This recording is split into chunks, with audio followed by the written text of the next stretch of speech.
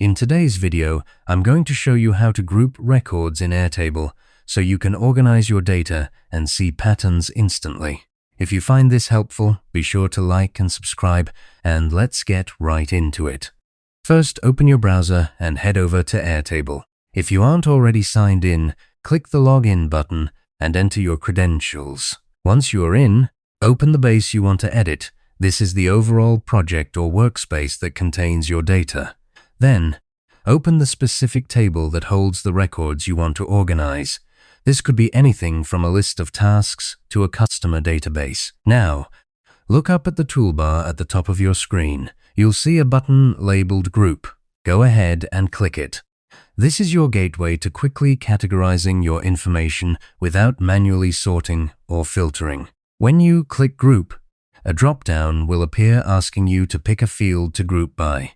This is where you choose the category you want Airtable to use for organizing your records. For example, you might pick a field like status, department, or priority level. Once you select that field, Airtable will automatically organize all of your records into groups based on that field's values. So if you chose status, you'll instantly see separate groups for items marked to do, in progress, and done.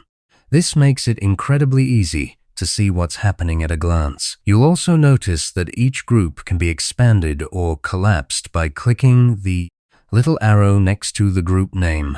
This lets you focus on just the records you need, while keeping the rest neatly tucked away. If one level of grouping isn't enough, you can add additional grouping levels by clicking the plus icon next to your existing group. Instance: you could first group by status, then group further by assignee, giving you a nested view of your data. This layered approach is perfect for getting granular without losing the big picture. And there you have it. You now know exactly how to group records in Airtable to organize your data more effectively. Thanks for watching, and I'll see you in the next tutorial.